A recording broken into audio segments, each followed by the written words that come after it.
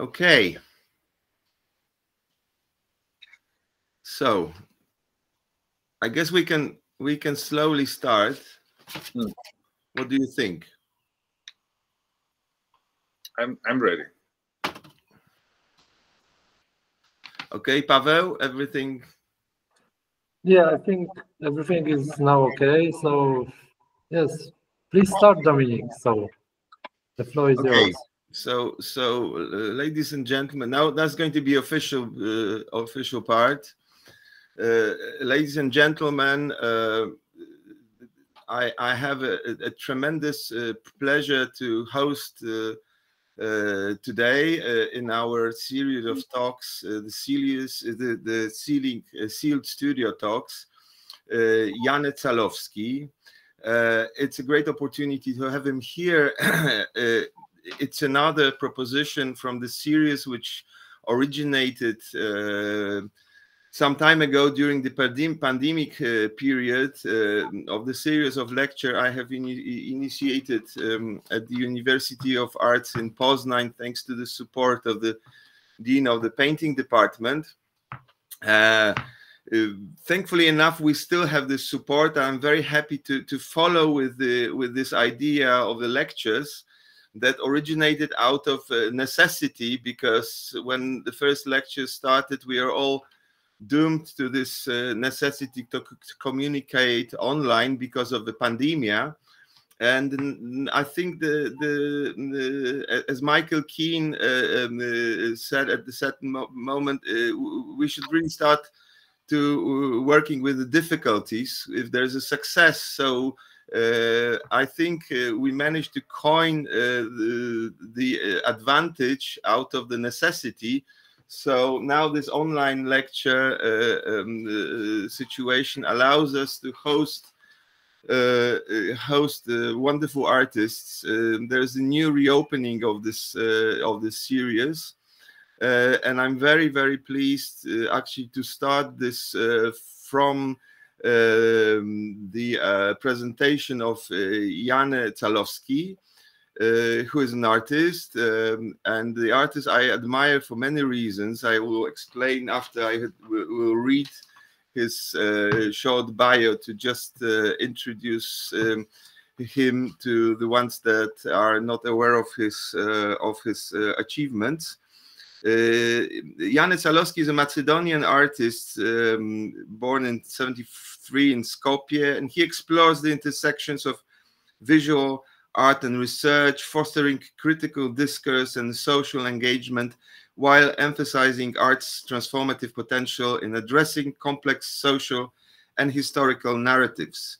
Calovski has exhibited internationally in both solo and group shows, including Maxi Rome 21st, Tate Britain 2010, Drawing Center in New York, Malmö Kunstmuseum Manifesta 7, and Manifesta 3. His solo exhibitions include Zilberman Gallery, this is the recent one, Zona Gallery Szczecin, this is a Polish nice touch, Kunsthalle Kochta Helsinki, the Museum of Contemporary Art in Skopje, and Galeria Nova in Zagreb. He has also created specific installations for institutions such as Bauhaus Foundation in Germany, Bunker Sztuki Krakow, which is another Polish touch, in 2016. In 2015, Calovski represented Macedonia at the 56th Venice Biennale alongside with Krystyna Iwanowska. His work is a part of significant public and private collections, including the Philadelphia Museum of Art, Van Eben Museum in Eindhoven, Deutsche Bank Collection, Frankfurt in Main, and the Art Telecom Collection in Berlin. He's a graduate from the Pennsylvania Academy of Fine Arts and the Bennington College.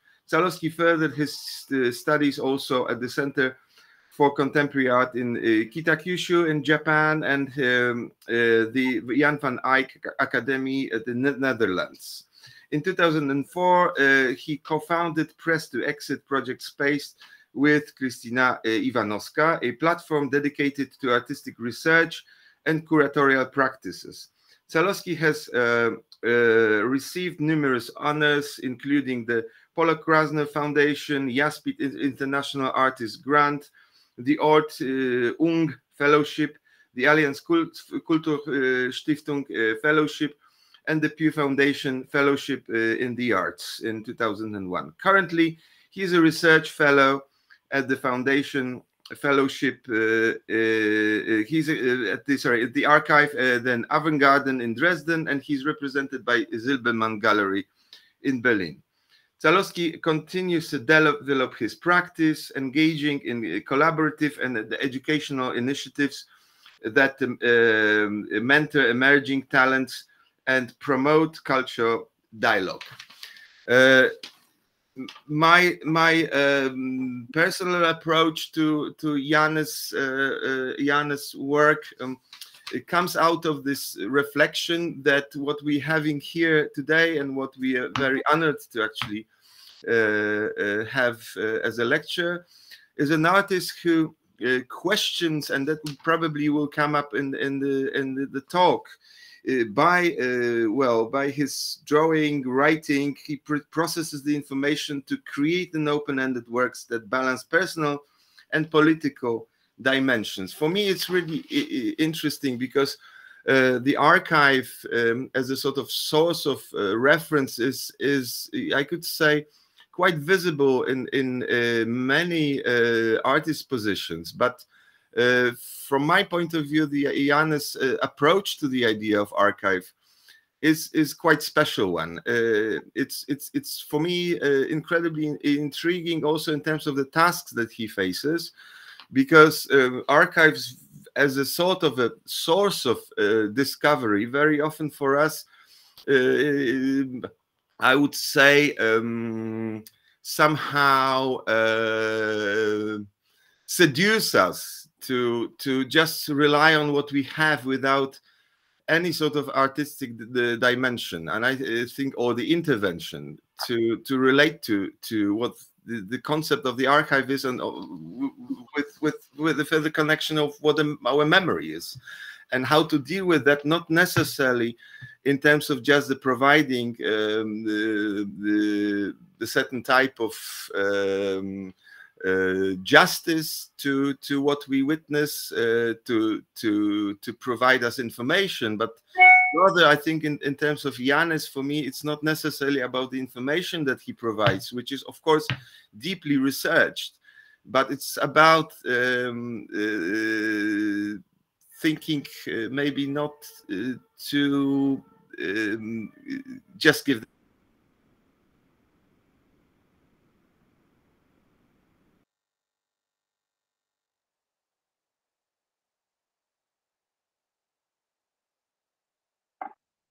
Dominik, I can hear you. Check your speaker.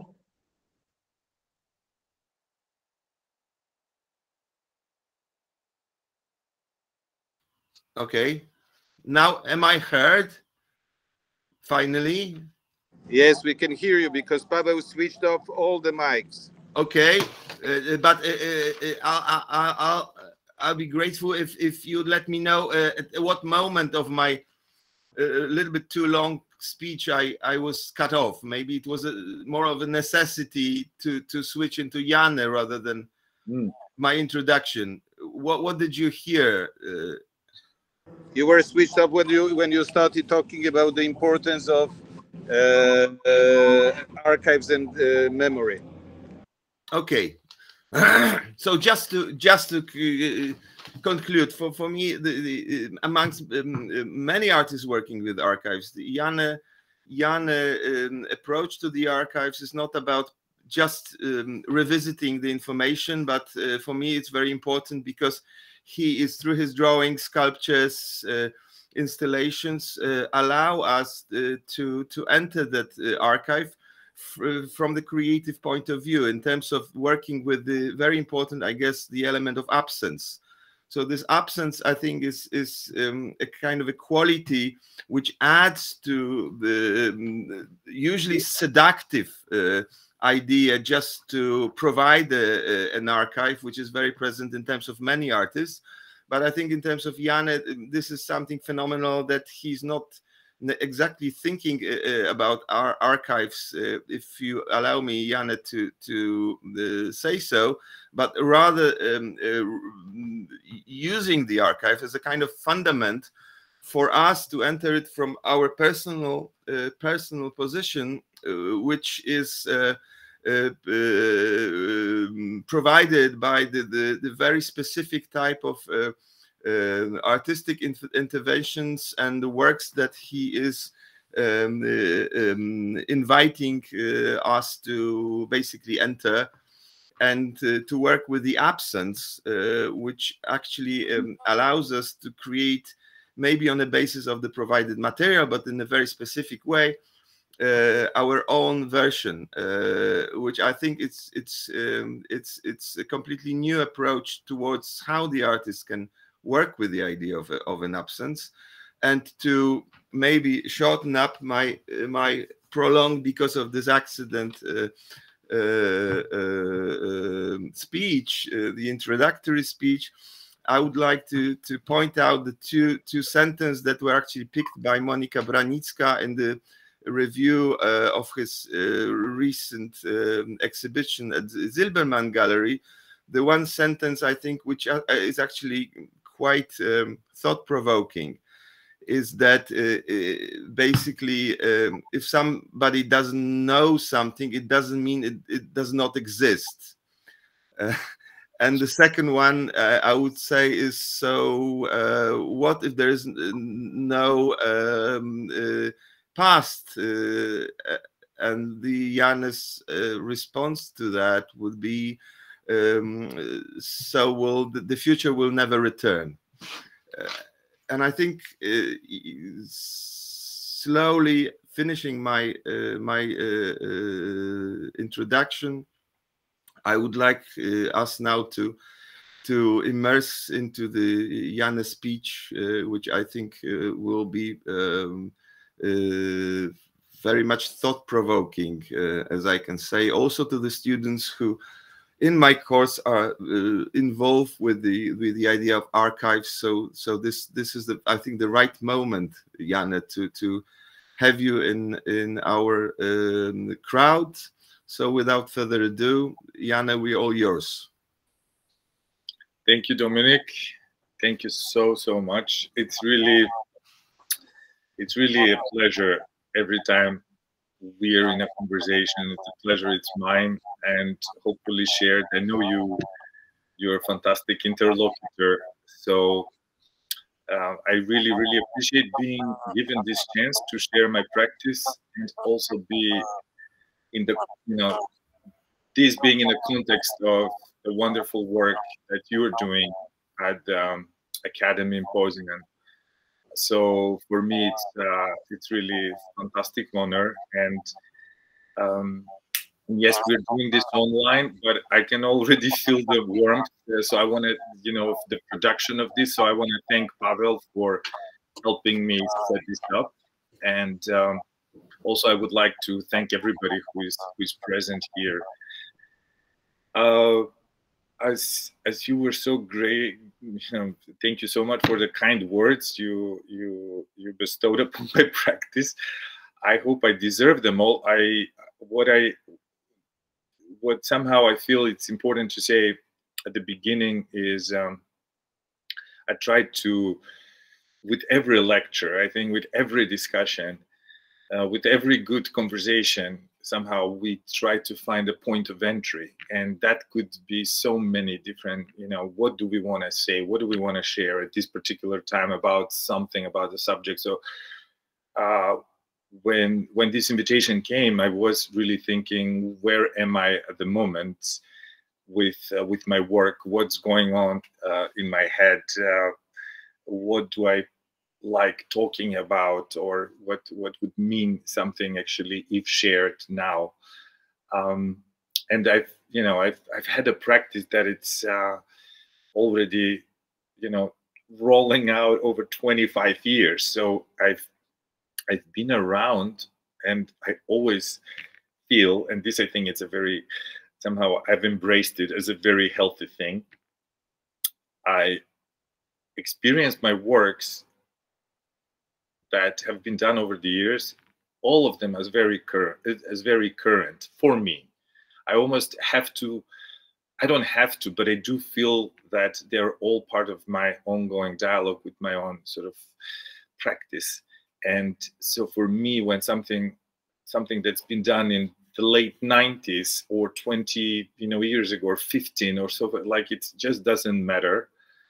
I call upon different works and different ideas and different strategies, and I check on how my methodology has evolved, how certain thoughts have improved or somehow subdued over time over different issues.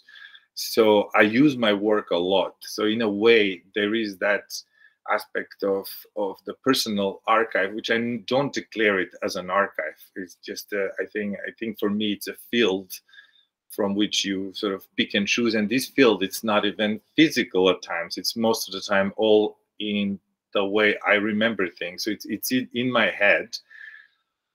I'm not the best archivist myself, so I have not taken great care of some works or some ideas or some, the porosity within my practice and production has been always a consistent thing. So I do things because I feel like I have to, not really acknowledging the fact that they should be sort of given purpose for the future. So they might dissolve, over time or quite quickly, or I don't know, at a certain point they might not be. This is the point I'm trying to make. So this is why I feel, some works exist for a time, some exist, for a while, for a long while, and some really kind of become memory, but they're all relevant to me. So I found an entry point for tonight in a text that I recently wrote for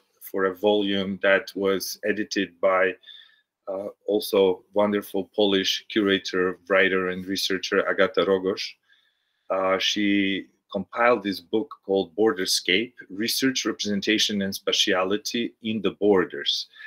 And it's a fantastic volume that has become public, but it's yet to be, I think, promoted properly in the public discourse. So I can share information on it. It's already available, but it was very important invitation for me that also because I worked with Agata at my most recent and current still exhibition at Zona Gallery in Szczecin at the Academy. So this all coincided, and I thought it will be a great entry and into this evening, and also just to explain the text. The text is reflective also of the recent work. My title is Defining an Entry Point in Pascal Schöning's Archive of Residuals. And prior to that, there is the Borderless Detour. So I wanted to speak and reflect on what I'm currently somehow looking at, and but not, I structured the slides in a way that it will delve into Schöning, into this research on the Schöning residual and the Schöning archive, but then it will also unfold another ongoing project which is reflective of Skopje. And this is very nice echo of what Monika Branicka said: if you don't know about something, doesn't mean it doesn't exist. And this is particularly important for myself and other artists who don't work from the center, or who did not emerge from the center, or somewhat from the global periphery. So I'm from Macedonia, and sometimes I do find logic in sharing context and knowledge that does derive from our particular locality, which doesn't mean it's not understandable in a more international or somehow universal context.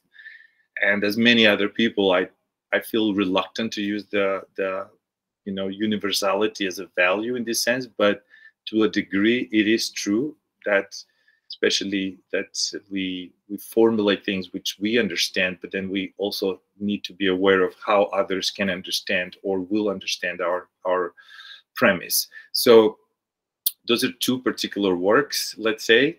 And when I say works, I also want you to keep in mind, I don't mean individual pieces. Sometimes I do, but most of the time I don't. What I mean by works, for me, it's usually a prolonged period of research through which there is point of things becoming public. And when they do become public, they take form.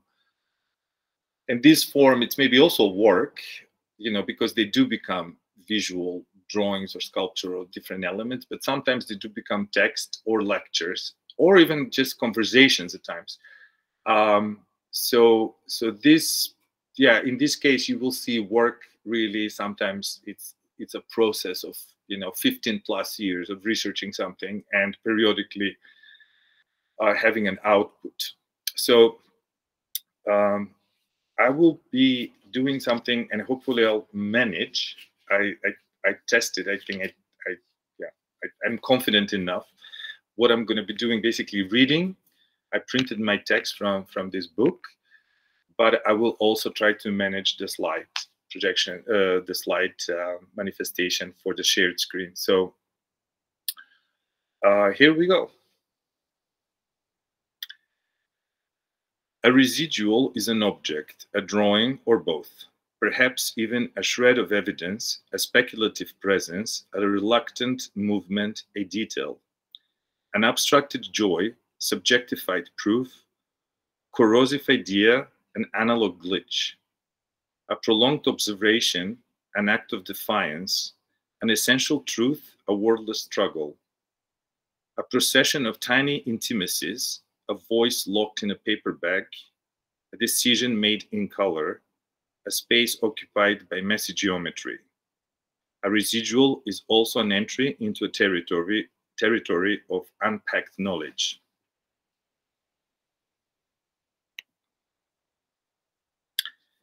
I am interested in observing how ideas emerge from the diversity of semi-thoughts. I practice by doing, testing, and drawing. My method is almost always relational and context-bound. I examine the discursive traces in concepts and process information through dialogue with my trusted collaborators and sources. I keep track of all the loose ends, minor detours, and residual ideas, harboring them and letting them nest for a while, then processing them through minimal site-sensitive actions. I document what I find relevant, venturing outside of the normative, where new ideas typically emerge. Remembering what we leave behind, unfinished or semi-finished, I play with rhizomatic overlaps, thoughts, and spatial and contextual specificities. When successful, this process results in works that move from the concept of installation to architectural construction, shaped by the visual value of the material and the conceptual elasticity of the form.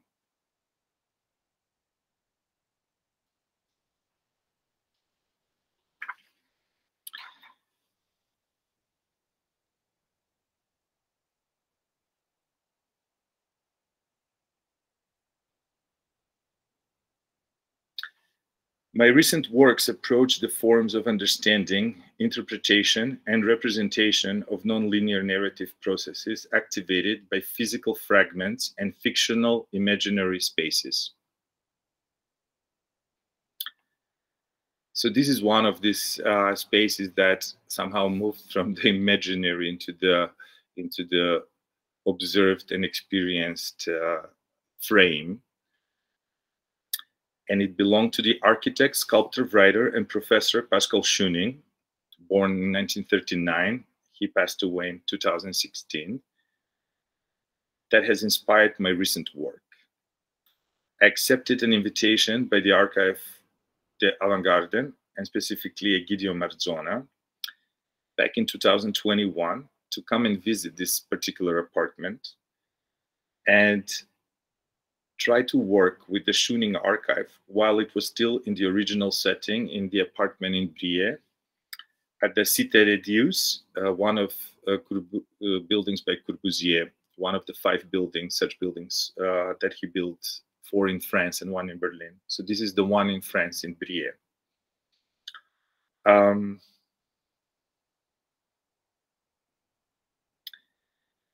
This resulted in something that I title Schöning Revisited, Extensions, Chroma, Inflections. And this has become an ongoing research project that has so far resulted in progress, installation, text, and performances. The first one was presented in l'Association La Première Rue, which is the gallery within the building.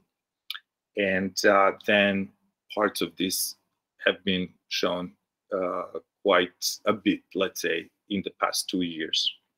So I'm just giving you some examples of the setting of this particular archive. Pascal Schöning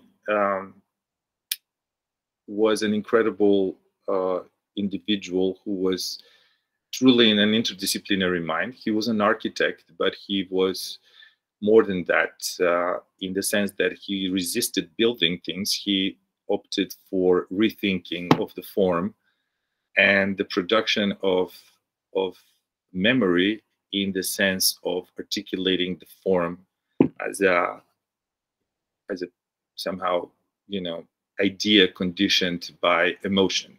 So he wouldn't, when he was teaching at the Architecture Association in London, for example, he opted not to ask his students to build anything, but to speculate narratively on the purpose of certain spaces, write scripts, and then produce films. So he really, all he wanted was the students, some of them were A.L. Wiseman for forensic architecture, or the fantastic Céline Condorelli. He wanted them to understand how an architecture as space exists in the prolonged performance of memory. And I finally made my way in April of 2022. I was in the apartment, and you can see the apartment, it's already depleted from a lot of content. So there was still some things. And those are these things which I called residual. So when I speak of archive, I don't, and as I think Dominique touched on a little bit, for me, archives are always, or the way I enter the archives are always in these moments where there is a certain, in a way, instability, or they want me to provoke something which would be not a linear reading of a particular archive. And in this case, as Schöning passed away in 2016, and as Egidio Marzona, who is a collector of archives, as he purchased this particular space with all of its content, knowing that there is a lot of sort of incredibly important typical institutional archival material, he also understood there is a lot of residual stuff that institutions would not necessarily want or will know what to do with. So he gave me this very generous invitation to come and investigate the space and see what can emerge from my research into the residual, into the stuff that does not make, in a way, the cut in a very, you know, simple language speak. So what is left behind, it's what usually for me becomes treasure. So I produced several site-sensitive works, including a seizable floor-based sculpture constructed from original Corbusian doors panels salvaged by Schöning over the years. If you see back in this slide, you see this like blue and red panel. Those are doors of other apartments in this enormous building that were over time being, you know, thrown out as people were renovating. Schöning understood the value of this original element, so he would collect them and then he would use them to create structures within his apartments. He was delineating his space so that he could find more functional zones within the apartment for his archive and his, you know, living quarters. And he also collaborated with a lot of other architects and authors in general. And there was this beautiful drawing, which is typical architectural drawing, but what it does, it senses the movement of Schöning and the organization of the space using the specific geometry that he created with the panels. So he basically used these doors vertically to create zones of let's say zones of function, and that in a way created another layer of dramaturgy of how he moved through space. So when the apartment was being cleaned out, the doors were one thing that nobody knew what to do with, and this was one of the main things that were part of the invitations of the invitation towards me to somehow look at the residual and particularly look at the doors, because they were the bulkiest, the biggest somehow element and there was this like very interesting dilemma. What do you do with them? Like, yes, they were important, but they were important to Schöning, and we never understood how they could be important for the future. So I took them, and the 1 month I spent in Brie, in this unofficial residency, let's say, I befriended a local school that was just across the street, basically from the building itself. This is the setting where I am, where I could try to lay out these doors and see if I can find a vertical notion, not a horizontal anymore, but vertical, and use them as planes that we can basically play with and try to understand in a very intrinsic way. Like, they no longer have a function. They're so far removed from their original function, but they're also now removed from the interpreted function by Schöning. So then I thought, okay, his teaching on architecture was not to build, but he never sort of, he always, or I should say, not that he never, but he encouraged interpretation. And I wanted to resist words or scripting, but I wanted to see if I can do that in a physical, performative way. So we started to play basically with the doors. And one of the fantastic things for me in this case, as I do want to, I don't teach in a formal setting. I feel like I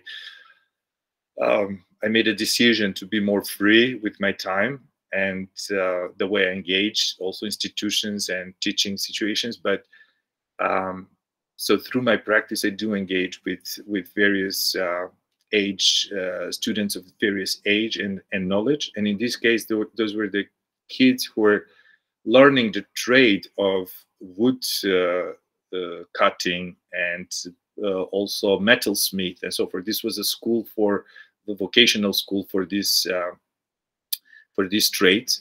So they were really happy to help me cut the doors, figure out the essential sort of dimension of these doors when put together, and then also carry them back and forth in this procession that we would always, the decisions we were making, we would test against the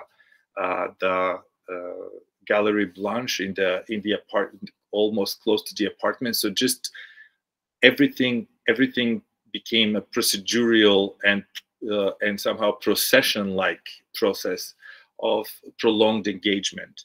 And this is just one image that is part of this documentation, and it's very important for me as when I'm explaining this work.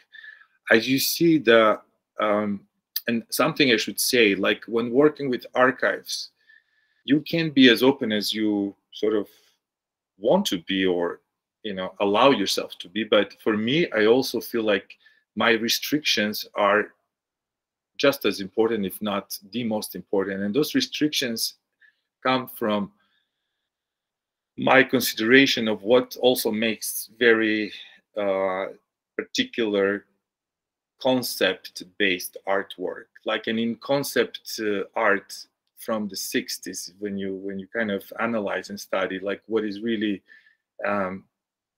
in the basis of all those works is the restrictions or the constraints, I would say. So there is just so many movements you can make, or there's just so much you can apply to a work. So in this case, like one thing that I always apply when I make sculpture or site-specific or site-sensitive works, I take into consideration the dimensions of where I'm applying this work, or the dimensions of the place from which I took the work. So the overall dimension of things, it's never abstract. Like there is always a reference to a particular, you know, size or space, why they are the way they become. So in this case, you will see the cutting and the consideration of making this simple and one view, but a quite complex rectangle was dimensioned by the downsized space of Pascal Schöning's apartment, and that was the space that I was invited to exhibit at. So this drawing on my right side is one of the technical drawings of me understanding how this gonna lay out in the space. And another particular interesting, you know, aspect here was that I had two identical spaces. This is a subject for another lecture as to how Corbusier designed this apartment. So the Gallery Blanche occupies two apartments which are adjunct to each other, but the spaces do not connect. So you have to enter and exit the space to see the work. And I particularly wanted this position, this binary position, where you basically see the same thing, but not quite. And you have to use your memory as to what you saw and what the function of it is. So in reality, because there's some details, I'm sorry, but this is one incredibly strange angle shot, but those spaces are very narrow, so you cannot really also get a very normative shot, let's say installation shot. But you can see that the floor was divided, and within the floor there is these objects on the wall, which are actual dimensions of the apartments itself, and then on them I curated a selection of other residuals from Schöning's archive that will most likely not be processed in the institutional archive of his work and life. But also what I think it's very important, so this is the other room. What I also think it's important for me, and where I also find some agency within my practice, as I process material, sometimes I come across objects or works or prints or, you know, material that I don't use them as my work. I don't work with found objects. I don't author this. Like I never felt like this is an important or interesting thing for my practice. I know other artists do it as a ready-made or stuff, but in my case, what I do, I try to explain why something could be important or could be valuable without becoming too didactic about it or dogmatic even. But then I explain that if I process it through my methodology, then it could get its own agency, like a set of, for example, set of 6 clocks can become something that the institution can consider adopting. When speaking of Schöning, when speaking of Schöning's archive, when speaking of Schöning's work and life. And why these particular 6 clocks are important, actually. He had a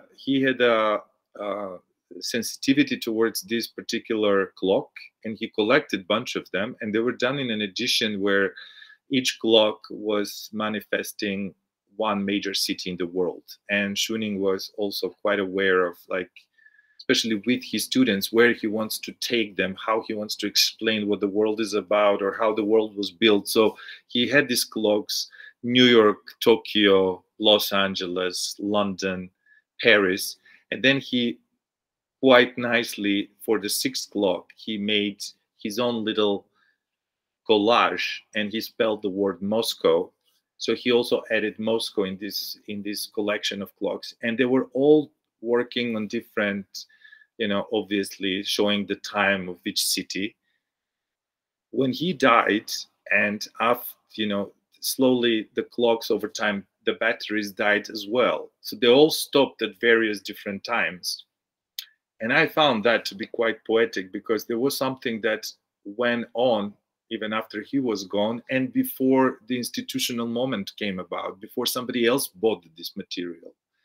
So I thought these random times when the clocks have stopped is significant and very authentic element. So I wanted to feature them. And when I wanted to feature them, then I was like, how I'm going to put them? I never just go with this, like, oh, let's put things on the wall just because they can hang. I really wanted to find a structure to contain them. And this is why I made this like really long, almost like wall shelves that were based on the models of these apartments, one of which was, you know, his to use. But because I was using two different apartments, I made two models for each of the rooms. And then another object which I found like really important was his television set, that he also, as you can see, like the antennas are quite broken. Those are his doing, because he would not find very good, I think, intermission of elements. So the programming wasn't getting clear or getting, you know, so he did like quite beautiful biomorphic bending of these antennas, and you could sense like always some programming emerging but then disappearing. So I just, in his honor, turned the TV on and placed it within the installation, so that I can make an argument also for the TV set and its particular way of working as potentially an important, you know, thing for the future archive. So let's just move on. These are the doors when they left Brie and came to my studio in Berlin. So this is my studio in Berlin. I was looking at the doors in many different ways after that initial installation. And I should also say, like, sometimes for me, exhibitions are moments where things are shared publicly, but that doesn't mean that the work is always ideal, you know, in an ideal sort of, or I should say, like, it doesn't mean the work has fully settled. I try to settle the work for the show, but then I continue processing the work after the show, and the work can change or evolve or something like this. So I don't think the works always have one coming. I at least I'm not an artist who works with a closed form or closed formatting of ideas. Like, I want to keep them open, but I also want to show them. So I do explain to the curators I'm working with and everybody I'm working with that things can change or may change. So expect the autonomy of the process, and accept this conceptual fact of my work if you want to work with me. And I'm very lucky that I've convinced enough people in this methodology in a way that I'm trusted with these ideas. And this is a very nice shot, very formal, showing what happened with this installation in April through, when was it? No, February through April of this year, when I did my solo exhibition with my gallery Zilberman in Berlin. I placed the floor as one element, as you can see, and if you notice below there is another floor which I call the ghost floor, and it's exactly the same cutting, but it's in plywood. It's very clear plywood. And what I wanted to experiment with here is, I was thinking what I did with the students in Brie, and then I was always thinking, like, okay, this work doesn't want to stay, you know, in a formal setting. It needs to be moved around, but working towards some kind of score as to what are the movements, what do they mean, why should they be even happening, who is doing them, to what purpose, and so forth. And so that I couldn't process. I wasn't, you know, I knew I needed, but that takes time. So within the time I had, I was with my wonderful assistant Martin Krstevski. We tried to see what happens if we keep moving the doors, if we keep disturbing this like serenity of the horizontal plane, and can this mean something? Or maybe for the moment, it doesn't have to mean anything, but we can just show that this is an unstable and almost like a model for future building. So within the time of the exhibition, this did happen a few times where, you know, and I even invited audience. I did few talks, few tours of the show, and I kind of needed to hear myself speak about it, but also see people how they will react. So we transformed the installation a few times. And we were putting it back together. So it was always this memory of a movement, which is then locked into the you know, somehow the identity of this piece. And this piece now is, before I move on, it's exhibited in Szczecin at the Zona Gallery. And I'm very, very happy that I have undergone a new process, which is materializing the score, or, you know, what I was just discussing, the fact of the movements. There are 19 pieces, so I declared it should be 19 movements, but to work through how this score will become, I have engaged with the choreographer, a young choreographer, and a young also curator slash enabler. This is how Julia identifies herself professionally. She doesn't want to have a strong hand in curating, but she wants to also enable a situation to evolve. So she was the one who, she's a student of Agata Rogos, and as we met and as we discussed, I did a couple of workshops with the students. She offered to work with me on figuring out the scoring and the movement, the performativity of this piece with Bartek, who is the choreographer. So I'm very glad that this is now in the process of happening. And in January 23rd to 25th, in this couple of days, we're gonna test it publicly. And this is in a way, the finissage of the exhibition. So this, in a way, this particular work, it's somehow what we have featured to promote this talk. And I'm really learning from this piece, and I'm really kind of engaging other knowledge from this piece.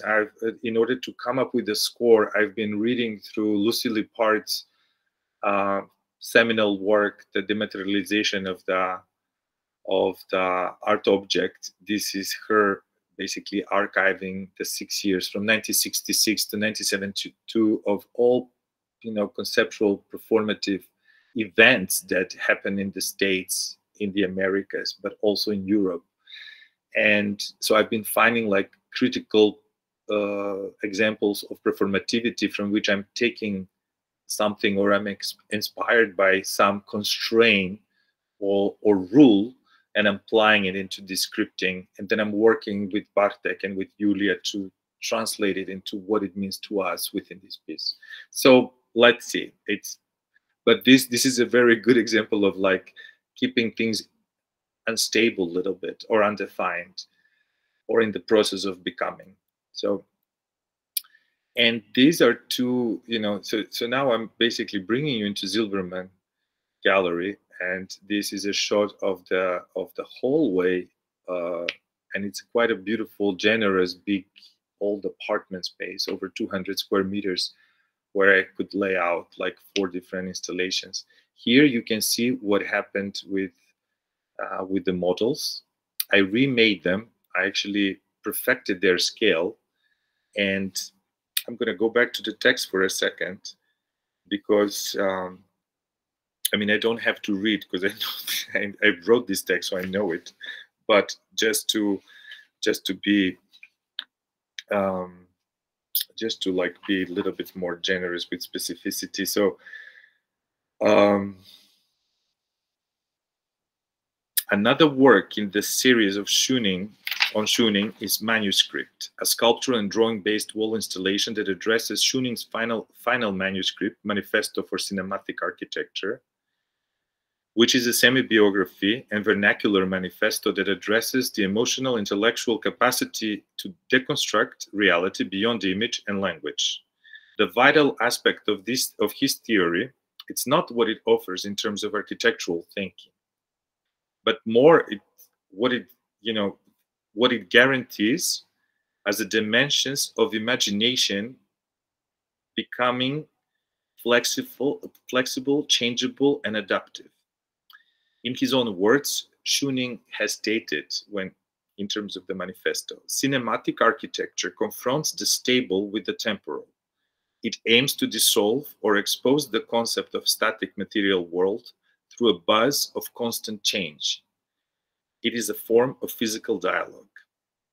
So I really love this,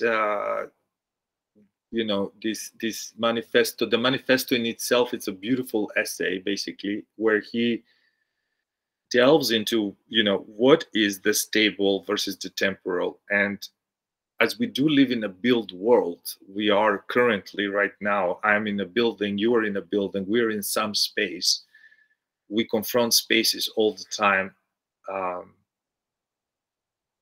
throughout our, day, and in our thinking spaces, we define the concept of space all the time in our processing. So there is always that, but the challenge is really to suspend the desire to always build or to recognize your own somehow impartial sense of geniusness, but to really deconstruct what is already there, and then through this deconstruction construct something that could be more authentic and personal to you.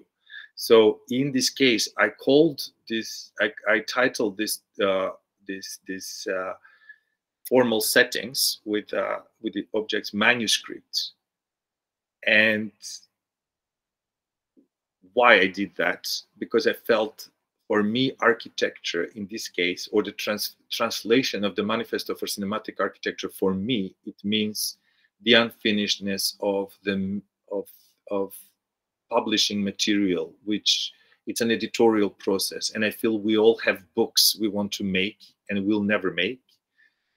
And it's almost not important to make all the books we think of, but it's important to kind of keep in mind the editorial process that leads us as we do imagine our publications.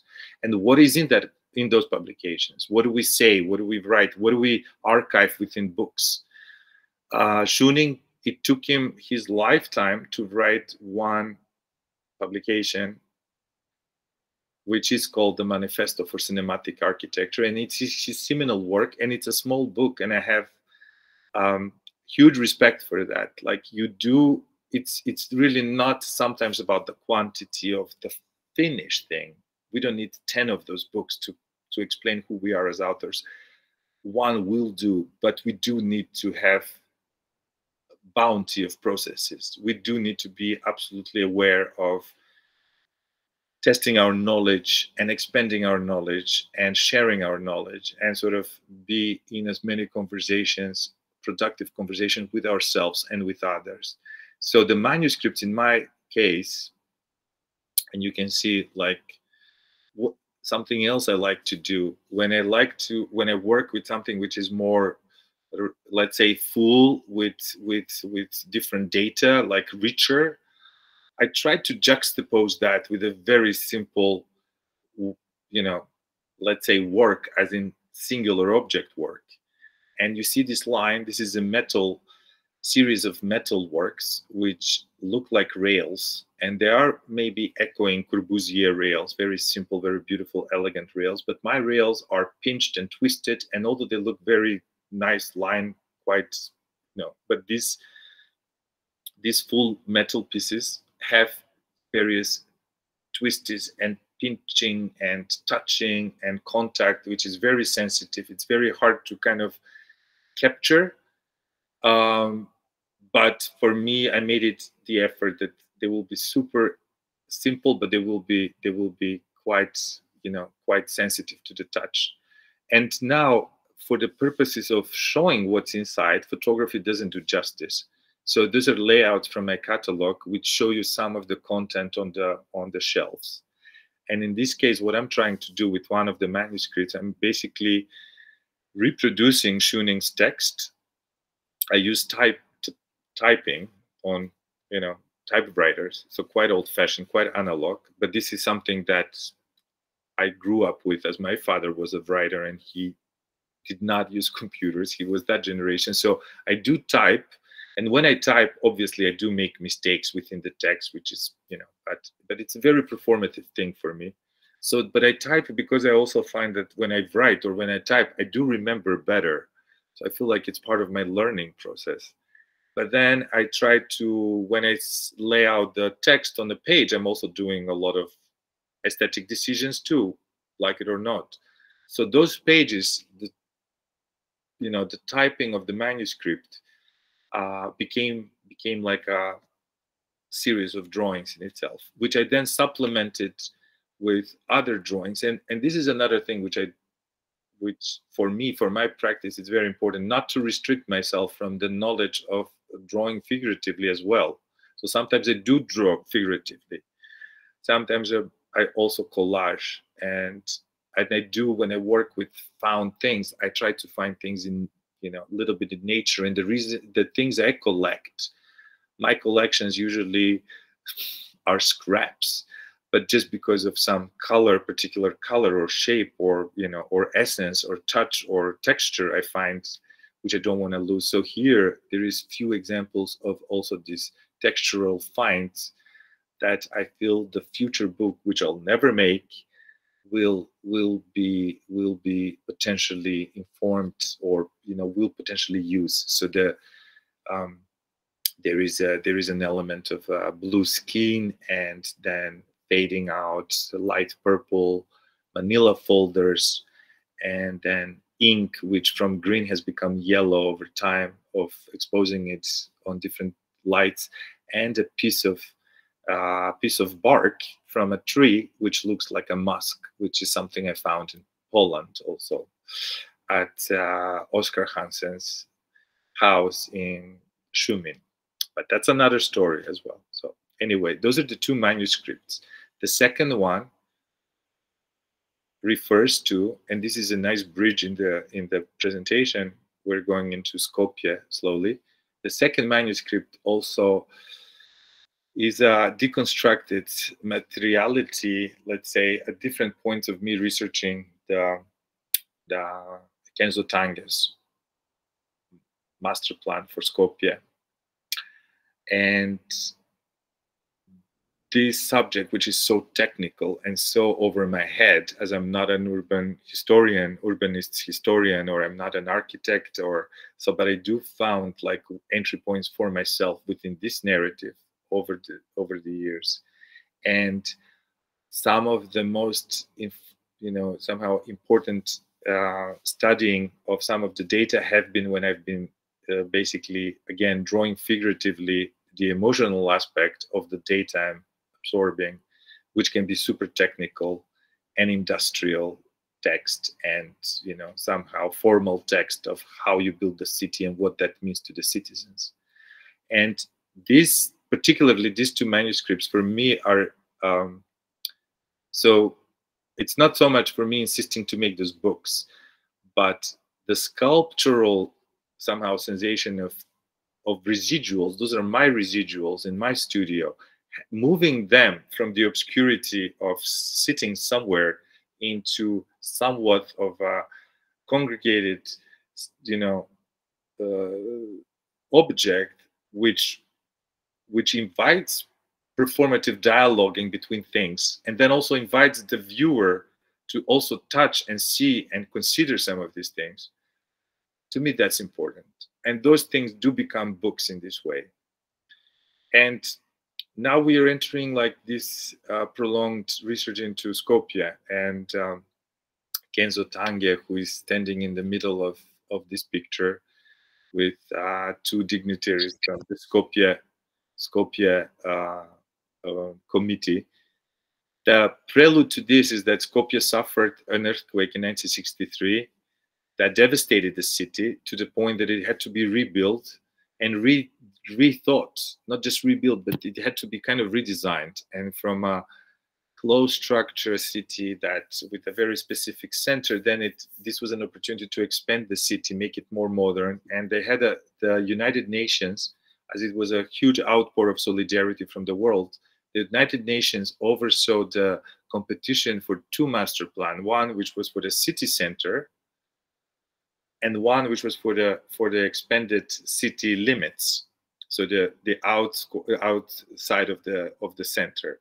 And the city center concept was what's been my interest, and that was won by Kenzo Tange and his team, and how they thought of the city through the metabolic principles of architecture, through the putting the citizens somehow in the usage of the city in the core of the design of the city, and then the thinking how the city will move, what will be the transportation zoning, what will be the pedestrian zoning, where is going to be the sector for administration where the people will live, how they're going to integrate with each other, what is also the role of the citizens. He also designed, or he envisioned, how the apartment buildings within the center will be shaped into the letter S for Skopje, in the sense that they will encirculate the political and the economic zone.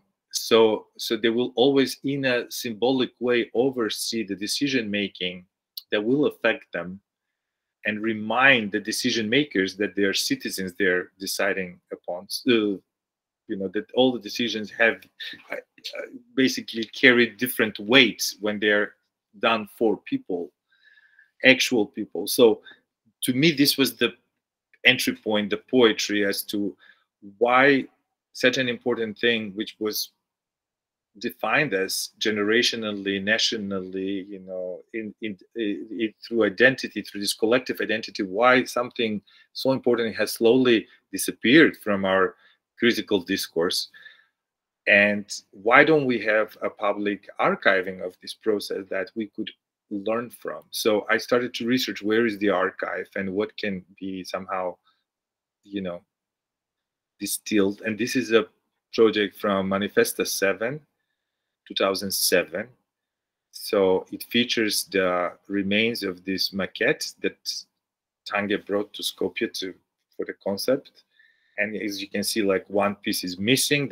It's sectional. It's four pieces. It's a beautiful object, quite gorgeously done in balsa wood. And then, so for Manifesta, Rax Media Collective curated this section, which was called The Rest of Now. And I proposed that I will just delve into this non-existing archive, but some existing institutions and individuals did open the doors to me, so I could find something. And then I started to imagine this archive in a very simple way, through drawing, through printing, through manifesting. So this is just one image from Manifesta, and this part of the project was called Master Plan. Very basic. I basically took the title of this master plan. It's basically, master plan means it's a administrative lingo, basically, for something that will unfold over time, and it will be basically reimagining as a big site, a large site. So it's master planning, the city.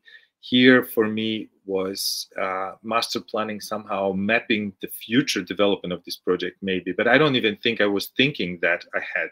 I basically just wanted to create an installation and not embarrass myself. But I knew that the subject is really rich, and I knew that my output is like an interesting, somehow almost very elementary. Like, I just drew and I just rushed through the material before they were taking away from my hand. So I just drew from memory, I printed, I scanned, I did what I could. And one important thing I did was borrow this maquette. For the first time, it left Macedonia to travel abroad. Since the Japanese brought it to Skopje, it was the first time that it actually was borrowed for an exhibition. And to be borrowed and brought to Italy for Manifesta, it needed to be formally entered into the collection of the Museum of the City of Skopje. So that was a big win for me in a way. Now that I'm thinking like, aha, I know also what I'm doing with Pascal Schöning's residual stuff. I did this once, and it was a very important, moment of my practice when I saw how an object which was almost trashed and unappreciated became a value. And once it became a value, it basically got a new lease on life and new lease on research. So I borrowed it. I was very glad that because of this initiative of mine, it became its own, archival entity with its own number, and it could get an ATA carnet and travel and come back home. And since then, it has been shown in MoMA in New York, and it has traveled also to Tokyo. So it has a beautiful life on its own. The way I process this information also took a public, different shapes and forms. This is from my solo show at the European Kunsthalle in Cologne, where I basically reprinted the 3 large one-to-one images of the plan, and I also created a book which was a visual reader of the details of the plan, and I also reprinted the book for the public. So this is just one image I found to share in this presentation of this transformative thing. Later on, I didn't know that I will never be done with this project because it's still ongoing. So this was 2010, where I basically transformed the maquette into a new object, which takes the modularity concept and takes the principles of metabolic design, but basically suggests itself as a prototype for future archiving for an individual. So I made this, I used the precise measurements of the 3 panels of the maquette, which you saw before.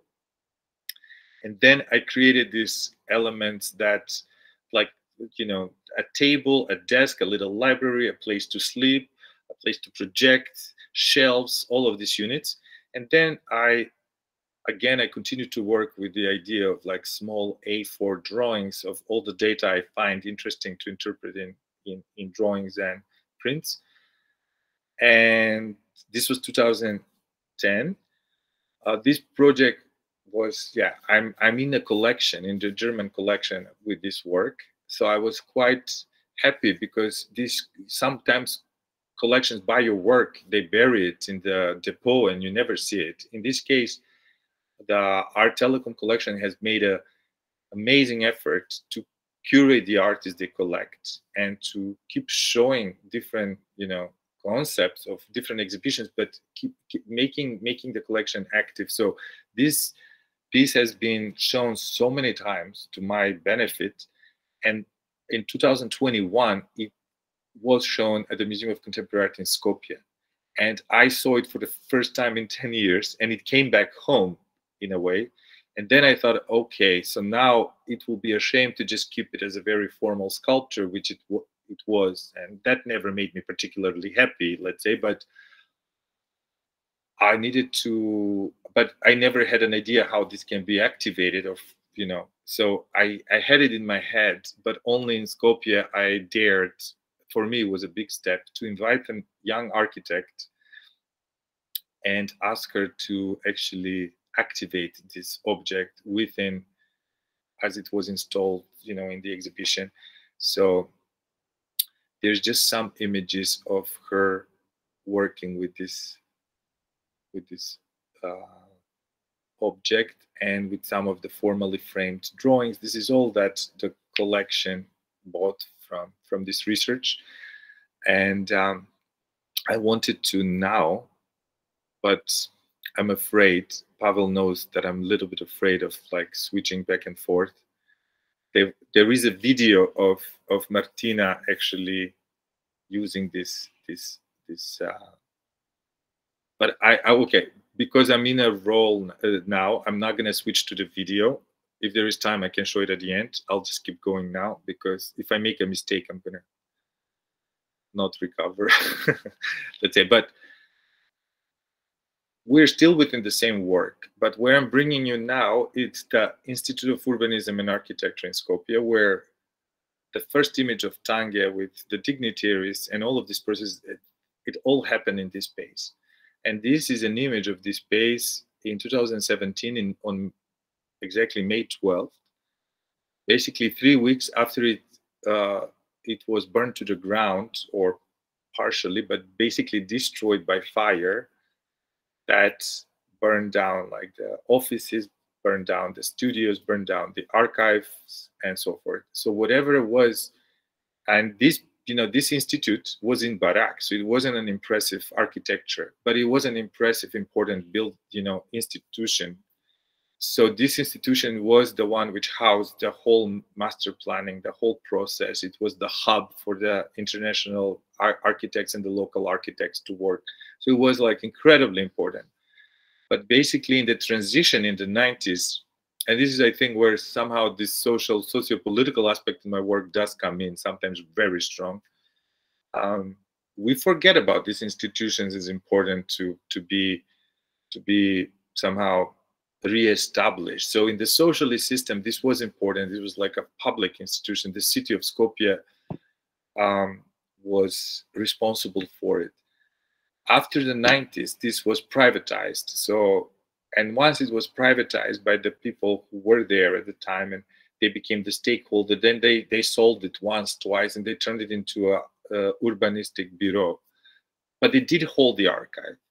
So how some of this archive moved from this particular building into the institutions, the maquette did move, but not many other things. So for me, like, I started to understand also, like, aha, there was like intended but not really delivered somehow transition of like the important documents from one place to another, establishing this collection. So, and the opportunity was lost, and it was particularly lost after this fire. So the fire was devastating.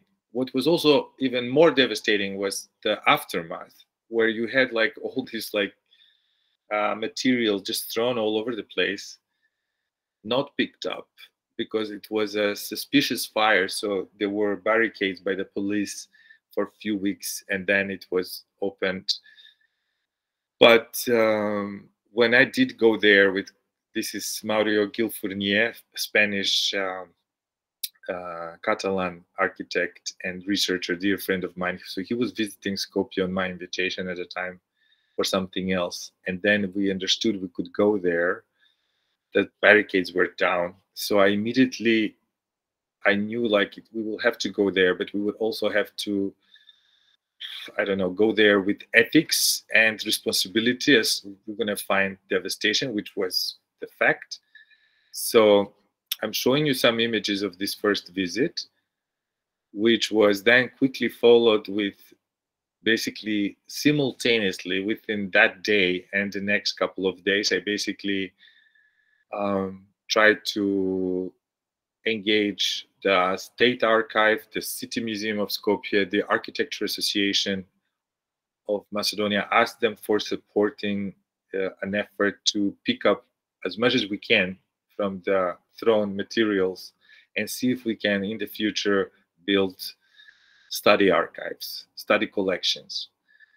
And so those were just like situations from them. And I've been in this bunker when it was normal, and this was after the fire. So the fire, what the fire did, destroyed things, but then it also destroyed things by contamination.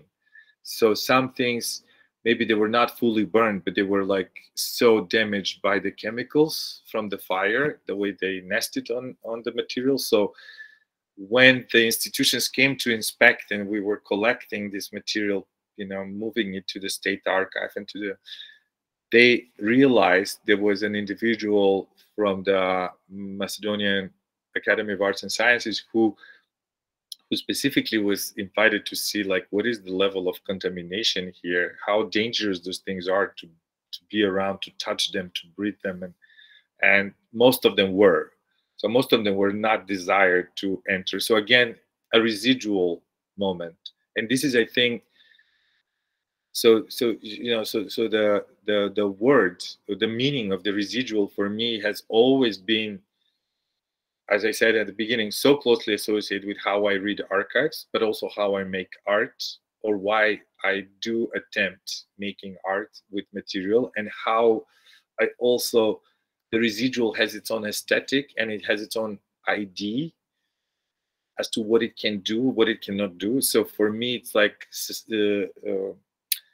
making sure I don't aestheticize something which already has an, you know, its own look or feeling or identity. How I don't claim it, or how I claim it to be a responsible way of claiming. How, what I do with them when they're in my possession. This was all like a lot of new questions for me. What you see here is when I was invited to Stockholm at Jaspis, and I took some of these unwanted materials with me. So I basically took very little of my studio, but I took this and I said, okay, I'm gonna, the first thing I started to do after 2017 was like a series of installations, formal and semi-formal, where I would, and I use this term, which might not be ideal, but it was the term normalization. I wanted to normalize them, or to keep that process of them getting rid of their toxicity and their unwantingness, which was a dangerous, in a way, ask from whoever hosted me, to have me with this material, which can be, you know, problematic. So health-wise, so we would have these installations where the windows will be open, everything will be open, and they will be breathing. And then I really, it made a problem of how I'm invited and what I'm doing when I'm invited. And if I should insist on this project, like this takes a lot of sort of good faith on part of the host. So, but I've been, I have to say, lucky and grateful for everybody, because this work has been supported and this process of normalization has been supported. And those are just some things which I have that I'm very, very careful with. And I feel like once they're normalized and once they've kind of, I've shown them enough, or I've talked with them or about them or of them enough, that I would make a proper collection and then house it in some adequate institution.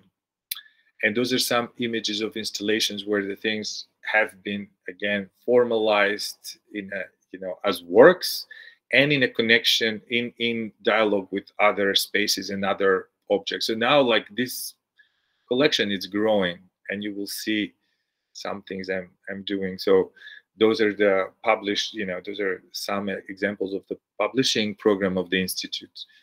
And when I decided how I'm going to show them, like what supports them, you know, because so I have to be careful how also, like, what is the contract with my aesthetic? It's obviously minimal, but within this minimal, there's so many decisions. So I thought, okay, one thing that, if you remember the slide with the burned barracks, like the thing that survived the fire, obviously, was the metal structures. So I started to look into the structures, again, addressing them one-to-one in terms of scale, and finding appropriate translations of the metal structures as a support structures for the elements. So for the books, or for some of these other report books, some different objects. These installations were from the French, from the Arabic Institute in Paris, where I was very lucky to be part of this exhibition a couple of years ago that afforded me to actually expand. Like, I had quite a big installation of the materials, and those are all different things. What you see on the right is actually one aesthetic thing I've done, like with the full responsibility of how I aestheticize this material. It's a wallpaper that basically I've arranged some of the skins of the report books, which were, you know, these brilliant colors, and they were all burned on the edges. They were scanned and then treated in this manner that they will become like a field, a visual field. So this is just a print of that concept. And this is also at Silberman Gallery. And also what's very interesting, and we forget, but I'm again grateful for this understanding, that some of these works, when you exhibit them in a gallery, in a context outside of the institutional, and so this is obviously like a different kind of institution. It's a business, it's a gallery that sells work. So how can this be sold? This is also, it's impossible. But what for me it's important, it's not selling this, but it's important to show it and to keep inviting it in a dialogue, and to keep also representing me, and that within this conversation we have to also go into the uncomfortable spaces of how some of these things actually do survive time. What do they say about us, our society? How do we keep this? And what do they say also about, different contexts currently that I dare not speak directly of, because I feel like I'm not with the distance, or I'm too angry. But there is right now, war zones throughout the world where heritage is being destroyed, lives are being destroyed, first of all, but then also heritage and memory and knowledge, which will not be recuperated. So I'm very mindful of this when I do show this particular work and what it stands for and what reminds us of. And also I should go back to Schöning for a second. Schöning, as a teacher, wanted to take his students to inspire them to think about architecture, but he wanted to take them to places that were under threat of some kind. Was it war? Was it after war situations? Like he took them to Sarajevo in '96, but also places that have gone gentrification or have always been divided cities. So I always thought like, if I ever, I wasn't lucky to meet him in while he was alive, but I imagined the echoing of this idea of his, the cinematic, the memory. For him, cinematic is not film. It's how we remember and how we respond to a memory in real time for the future. What he would have done now, like how he would have, what he would have said to his students, or how he would have interpreted, what kind of dialogues he would have potentially start, and considering Palestine, considering Ukraine, but also considering like the greater, the global South in general, and like things that are happening, but also considering Germany and Berlin today.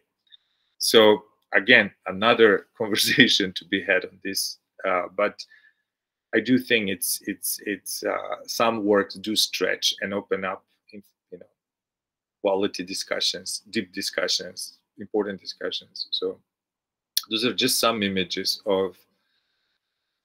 And I have to say, like, I love figuring out space. I really love figuring out installations. I love that, the challenge that each space gives an artist, and site sensitivity. I use it, other, artists using it. And I think for everybody it means something else. For me, it does mean like how I enter an invitation, like how I interpret welcoming invitation. What do I do to make things stand out, be in conversation with each other, but also with the space, and also considering that each space has its own history, which can be very complex and complicated, and there's not so much time sometimes to unpack everywhere you go, like what are those places you're invited to. But you should be aware, at least you should be aware that you cannot do everything.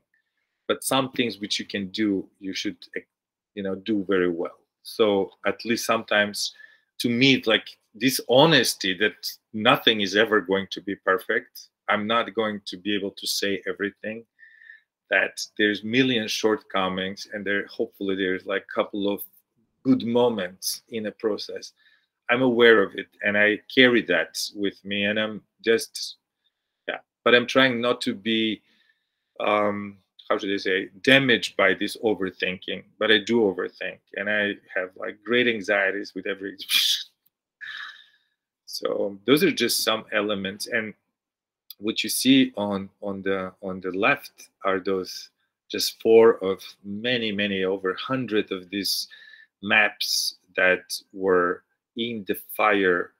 They were damaged, but they were not damaged in the way that they were burned. They were damaged in the way they were, this chemical process locked them into like a new formality. So something which was kind of like this mylar plasticky, you know, like surface became almost like a sheet of glass, and they're so sensitive to touch and contact. So I'm very mindful how I present them and when I present them. And these are maps of the sewage system of Skopje. So somehow, like, also this thing, like what they are and what they say, and can they say still, do they still speak of the sewage system, or are there just elements now in a new realm, or just, you know, beautifully presented or something to that? So for me, it's an active question, as I like them to have, you know, new life now that they're somewhat normalized. And on the right side, there is something from this series of associative objects, very simple line, metal, iron, I should say, rods, which I manipulate into shapes that somehow go along with something burdened by history. So those are not burdened by history in a way. And this is a piece that, you know, it's maybe like lighter on how should I say, like on an archival depth. Those are found elements that are reminiscent of some of this, let's say, the green glass, which was produced in the 70s, which is formerly used in the Kenzo Tange buildings, but I also found it in different kind of design elements in Berlin. So I collect those things. I collect glass and I do objects with them. This is one of the recent ones. I think we're kind of talking a lot, so, and I still have like some 10 slides. So before I rush too much, I just wanted to show you, I work with rubber as well. For me, in my process, there always has to be, the associative objects in iron, it's one thing, but also prior to that, my wife's parents had a company producing rubber. So I knew and I respected what they were doing, but I always thought like, how wonderful would it be to make my own rubber with their knowledge, like how to mix and match and, you know, chemicals and compounds, but do something like really almost like drawing, like very simple, which will have different elasticity. Some will harden, some will stay soft, some can just like harden over time, different times and so forth. But to me was like, rubber is almost, it's a material that has no memory. It's like a functional material. In their factory, they create these tools for company. So I went there with the idea that I will abstract this for myself and create something which has inherent amnesia, and it would only get meaning after being in contact with something more meaningful. Because also the rubber has this erasure element, like it physically erases if you put the right compounds into it. It can be erasure, but it can just be like something like a skin. So I created a series of icons that are unpainted, but they're rubber. So they're like, somehow they have this, you know, almost like no imagery, nothing, just like staring at you blankly and asking you, I don't know, mirroring your questions to yourself. But then other materials that have folded, or, you know, over time, and the colors come from consideration of sites, different sites in the, you know. So I don't know, this is something that it's ongoing, and I always feel like I have to go back to rubber when I'm also burdened with a lot of information. So I do some abstract processes. And I'm going to just give you an impression of this last slides before I speak in detail. What is going on here is the solo exhibition I had a few years ago in Helsinki at Kohta Konshall. So I was commissioned to work with my drawing in particular. The curator, Anders Kreuger, has known my work well, and he always encourages me to go back to drawing. And he always sort of notices when I diverged from the practice, or what happens when I don't draw, and what happens with the things I've drawn, and what do they mean, and how is this honesty with oneself, you know, how do you check on yourself? Like, especially that I've dealt with bigger projects, and the Skopje thing was so overwhelming. But another thing happened as I was dealing with Skopje. I also lost my parents one after another in a quick succession. My father passed away 2015 and my mother 2017. So I had a lot of grief, and this is why maybe this dealing with the normalization of the Skopje archive was so strong for me. But then I also had I wasn't expressing things. I was keeping a lot bottled, and but then I decided, like in Helsinki, that I'll just speak to, you know, just address my grief maybe, and address, but not in a pathetic sense, but more like be productive with it. And I looked at the drawings, I looked at my closet, the hidden meaning in the drawings, the unspoken aspects of some works, the unfinishedness, again, all there is residual, like just letting it, and then making a quite of a controlled installation, but with a lot of, I think, bubbles underneath. And so one of the key works, I go back now, is this piece, which is a sort of unfolding in space. It's a special drawing made in balsa wood, that it has these moments where you can actually sit and contemplate, but you can go through it. And what it is, it's a black and white translation, 3D translation of this small embroidery of my mother, who left it, and somehow it was discovered, and somehow out of everything, like there was one thing. It's always this thing you hope, like, what will be the thing that will trigger me? What is the pinch, you know, the pinch that I have in my metal works? Like, what is that? Like, oh, this moment of somehow reconnecting. And it was, for some reason, this little embroidery. So the first thought I had was like, I just wanted to see it big, maybe as big as my pain or something like this. I wanted to see it unfold in this like beautiful space, and just like everything I had to turn into positive. And then I started to build around this. Like I started to look at the drawings, and I was building it with the idea that I will supplement it with this other piece, which is called Closet. And this was another design challenge. How do I make very simple panels, and how do I curate my residual drawings, and what do they do when they're together? And so this piece is just called Closet, but it has like over 100 drawings, and it keeps evolving. And then I also thought, like, I would love to have a way of showing the drawings not on the wall, and not necessarily like fully framed, but like still open, still accessible, still like very, very somehow available and dignified in some way. And then I realized, like, I'm drawing in this A4 format a lot of the time, or I'm going back and forth to just something which is very personal, like in size. So the show was a great success for me.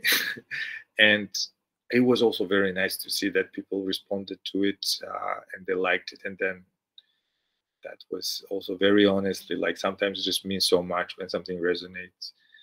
And this one did. And this is a very nice piece where I basically, on the darker wood, it's a one of my childhood toys, which I find very important as a warm-up into working again with wood. So I made like this sort of copy of it, which is on the right side of the same wood, obviously unaged, and it was just like covering the crevice between the floor and the walls. It was very unassuming piece.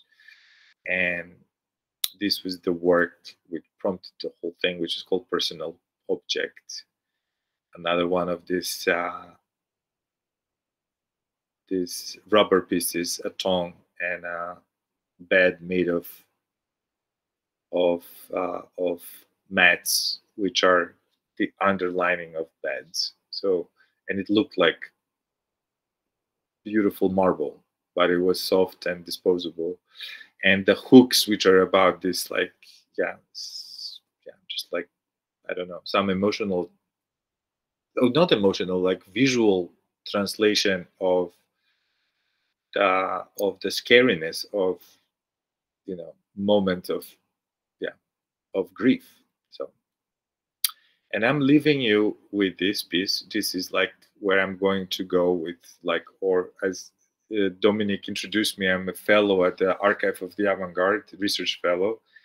And recently I have, together with Christina, we have just installed one of our ongoing, not ongoing, this is a closed project, but it was a collaborative project that investigated unknown narrative, which is historically really important, but it's an unknown still narrative of Iskra Grabulovska, one part of the duo that built Macedonium, the biggest socialist monument in Macedonia and Yugoslavia.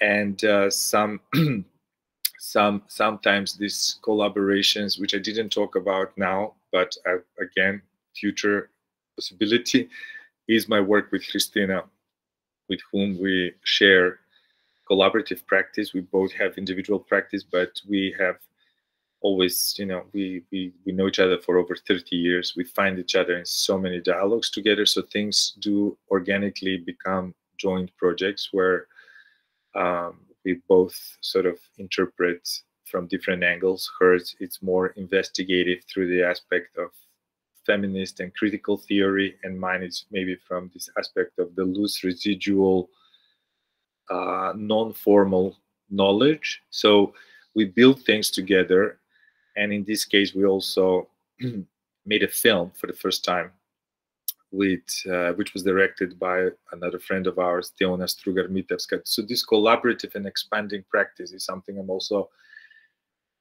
very protective of, and especially, you know, in a contrapunct to my individual and maybe more somehow sensitive, differently sensitive practice, where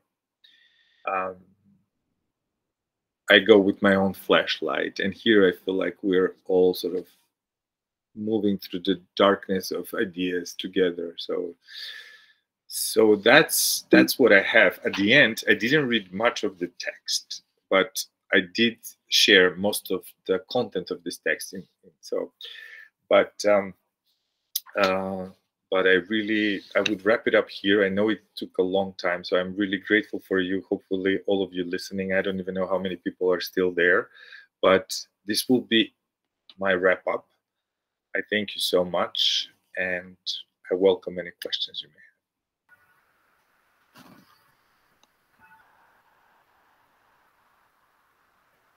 And if you want, I can also play this video maybe now. It's a 1 minute video, it's not really long.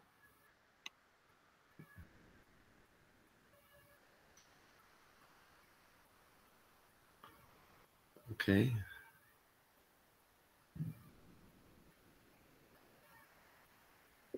I personally would love to see the video. Yes, we like the video. We are not. Are we going to, Yane? We're going to see the video, or shall we go to the conversation? Maybe, I don't know what the decision, because we don't see the video now. Just to show you the video, it's here. Maybe just to collect our stuff, see how it's performed. We don't see it. Yeah, but please, Jana, share the desktop, the screen. Sorry.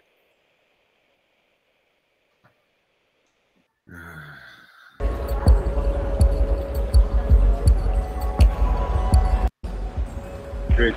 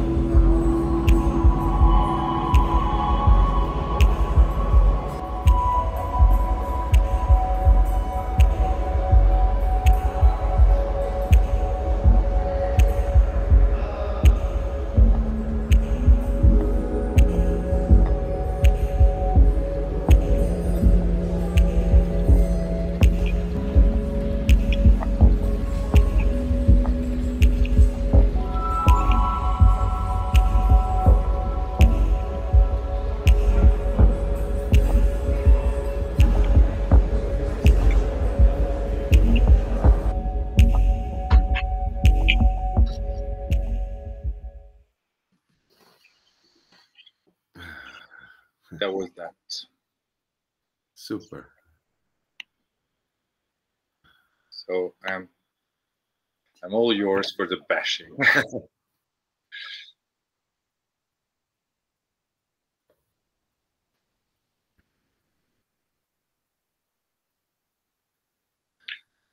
I have two questions, but I mean, I may wait until maybe somebody else will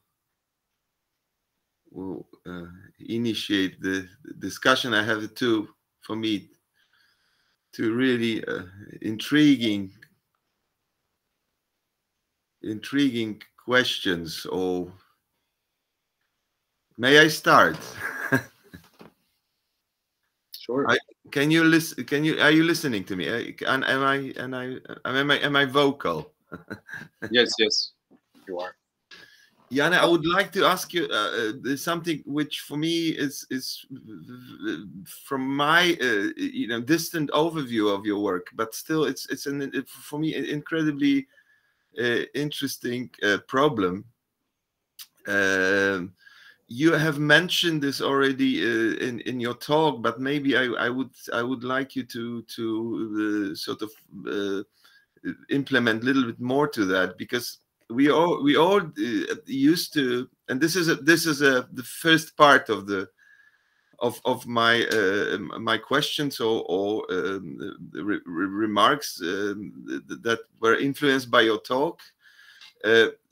We are all really discussing within the environment of the institutional shows and exhibitions, which you also very much involved with in terms of show as a kind of I would say the visual essay that you create on the basis of references of different works that you show, but you have mentioned the ethical aspect.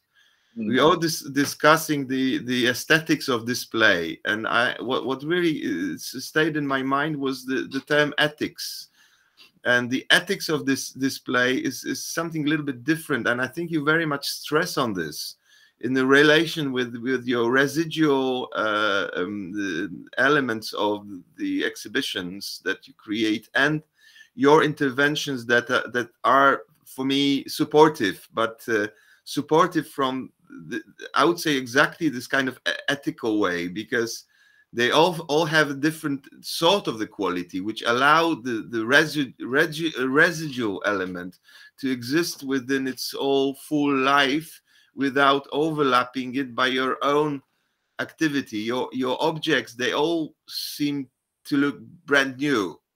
They all seem to look fresh, and they somehow employ a different I would say imaginary space if it comes to this contrast between the parts of the archive and the way how ethically you approach it from your position of an artist. So this is the first one. Maybe you would comment on this, and then I go into the second suggestion, because I think this is really important, the way how you approach that from the material side, the way how you select the material, how you make like the doors, they were supported by the floor, which was the second floor, which was a sort of a fresh and new brand material. The same thing how you create those semi shelves, which for me are like more spaces for the projection of our already existing all the knowledge which we are somehow not really informed by, but still there's a space. You create certain spaces, and I would say that you create a space for those objects to really be somehow ethically acknowledged. So I mean, I always thank you for this question. I think what I need to say, like when I realized early on or over time, when I realized I'm borrowing or I'm asking for things to be trusted to me, I feel like that was when I needed to also understand how is that something going to return into the public sphere, having been in my hands, or what is like who I am basically as a person doing this, you know, like understanding really my position as an artist, and also as a citizen, as a human, you know, like to me it became part of this process, the awareness, or I would say acute awareness of what I'm sharing and how I'm sharing and how I'm inviting the conversation to open up.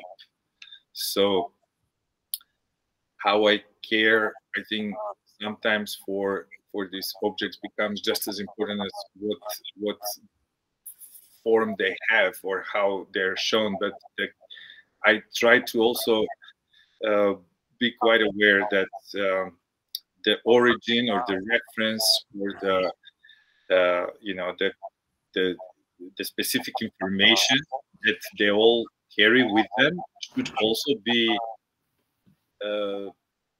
shown, shared, and represented. So sometimes I also find it very important that my interventions are within the around and within the identity of the object, but not if I do over something. For example, I did draw on the doors with graphite certain lines, and I debated on this, like how much visual I can put on the doors, and if I do, what is that visual? And again, for me, the visual has to have a strong impetus of something real. So in this case, there were lines referencing the positions within the Schöning apartment, the diagonals, the horizontals and the verticals as to how they were represented. And then to me, then it became like, okay, this is the right way. If to draw something, then to draw something of elementary information that then really belongs again to the doors. So I don't draw on things, or I don't, over paint or anything like this usually, but when I do, I'm quite aware of this. With and some objects are also very rough, so they don't. And I think some things are also more fragile, you know, more rough, more. And I want to also keep them in this state of their own identity and their roughness, or how they can continue this life of being touched. You know, archival material sometimes cannot be really touched because it damages. In case, in some of these cases, like that, you know, things can be handled again with care, but they can be handled with bare hands, bare bodies. Sometimes they cannot. So I think this understanding between me, the object, and the audience has to be established. And I don't know if this answers, but I also feel like it has made me more responsible, and it has made me learn how to be more ethical as presenting and caring, and also finding future for the subjects, like where they're gonna go after me, or you know, where can I trust an institution with these objects, and or collections or collectors, or how, like this whole intricate game of being in this field. It's, for me, it's a lot to process. So I'm just processing the way I would process things in my own personal life, you know, family, or with my own materials. You know, just nothing is different. It's very, very much like Arta's life situation. So to speak. Yeah, that's yeah. Thank you. This is really I would say very, very good statement for my next, also the somehow the I would say reference to my next question, which comes back to the title of your talk, which is the future analog. And I'm really intrigued by to me, I don't know, you may agree or not, but the way how you deal with the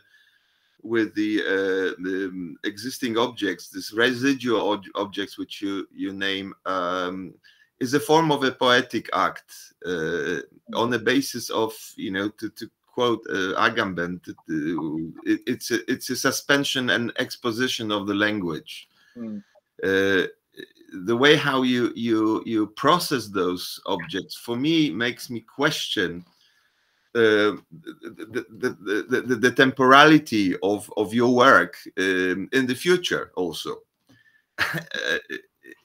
Because I was wondering if you consider what may happen with those performative pieces or the sculptures that you have created. And for me, they are really intriguing because they provoke my imagination. What will happen with them within a time? Because for me, the quality of your work is based on this acknowledgement that, in fact, the modernism failed because of not acknowledging the entropy, the process of aging. That's the fail of Le Corbusier. That's the fail of the architects who, when they were designing the building, so they were designing their own the architecture, they were not acknowledging the process of entropy, the process of which you expose, contrasting the remnants, the residual fragments of the archives with the structures that you create within a gallery space that they have this freshness and this kind of quality of a model, almost, that we almost don't perceive them as real based on the process of aging. We perceive them on the basis of kind of a supportive structure, purely functional, which you also actually undermined by for me, this poetic kind of transformation. I mean, I've become more aware of this you know, the analog aspect, or the analog, in my opinion, it's this like very dealing with this porosity of the things we have around in general, and our own bodies at the end. Like, I always feel like it's not a fight to preserve, but it's almost like during this process of degradation, how do we actually recompose it even, like what is the new functionality we can find within some ideas, and how we can maybe just to be a little bit more honest about the cycle of life of any object or of any idea. And again, I feel like if we leave things untreated, they'll have a life and they'll have an end to that life. We can sometimes make decisions upon ideas or objects, like basically what we're going to give our time to and our own efforts to speak of. And this decision, what to speak of and what we to stay silent about, what to recognize, what not to recognize, how to also keep the production sensitive to this process of recognizing, and what to suggest as a opportunity for somehow collective action. For me, this is a very important space which I operate, and I know I'm not necessarily making my life or anybody's life easier with my work, but I always feel like it's an important thing to be reminded of the porosity of the analog, and especially I think that we are absolutely in a digital era, and we are also in a, you know, these things almost don't matter. At so much doesn't matter anymore, and the you know, we overconsumed, we overprocessed everything, and we are just basically, we have disabled the world by our overproduction. So I think here we are in a moment where, you know, somehow, if we can for a second, I think, acknowledge certain failures of modernity or preservation aspect, and that this also doesn't belong only to the rich and able, but that's somehow shared somehow concern. And I always find it like the way things are preserved or talked about, it's through, most of the time, through a vernacular prism, and through the practices of people who are outside of the institutions. The institutions do want to disable, they kind of, in my opinion, and I'm generalizing a bit, but they want to disable the potency of certain things by preserving them. But I also see how things are very much alive when they're outside of the institution, into the wildness of the life itself, like how things can be used or can be discarded, can be trashed, or can be brought back from being trashed into a new purpose. And I'm trying to learn from both, and I feel like I'm advocating for something that uses art, or uses the mechanics of art and artistic practice to somehow not to forget what things were or who we were all around those things, and how somehow the bigger narratives, but as well as smaller narratives, can conjure and can sort of find a way together forward. I don't know if this answers, but I don't know. It just comes to my mind. Maybe it's a question of this sort of Japanese episode that exists within, you know, this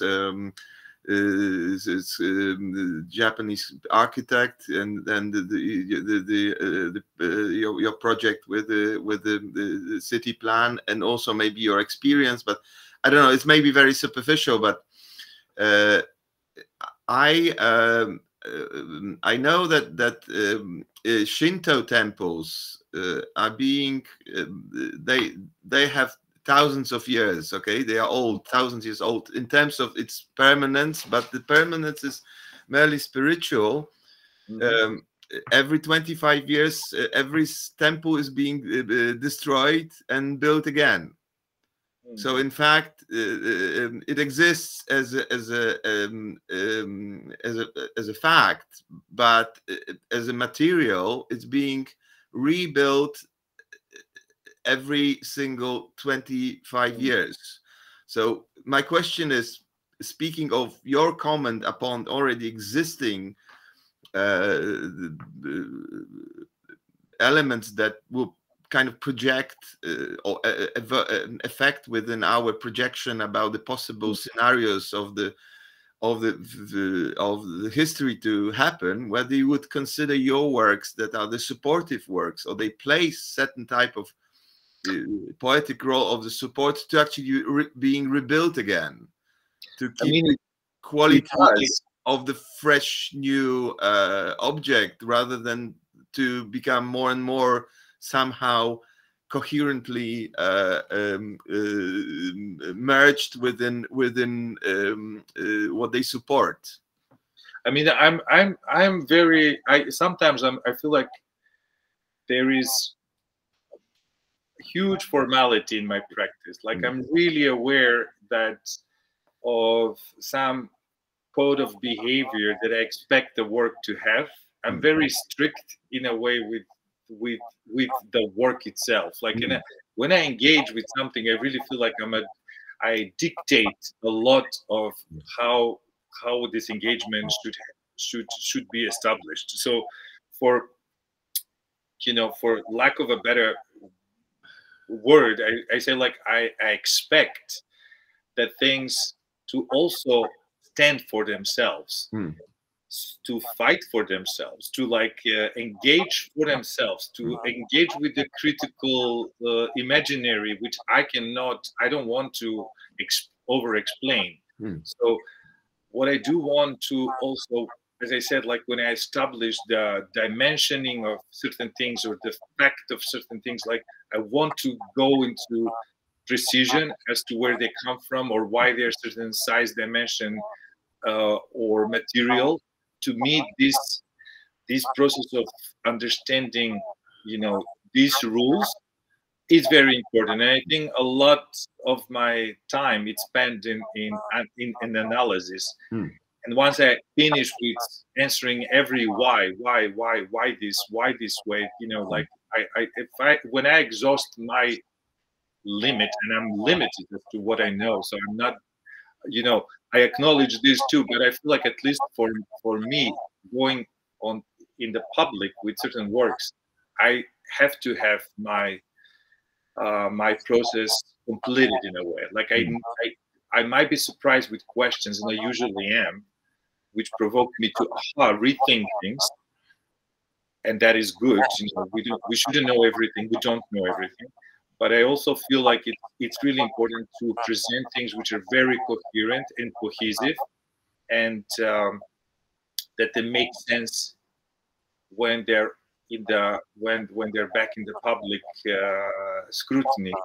Because I also feel like that's what's necessary. And I'm strict and I'm formal, but I'm also driven by I would say I'm like driven by very deep emotional reason for doing something, because at the end of the day, nobody makes me do art. Nobody makes me do any of it. Like I'm really in it somehow for myself, for my own sanity. So there's a lot of therapeutic aspect to my work for myself, but I also feel like that shouldn't be what I propose, and I shouldn't burden the audience with my, like also sensitivity or depth or feeling at a time. I think like things just come out, when they do come out, and if they're any good, they do come out more rounded with the emotional and the formal aspect together. And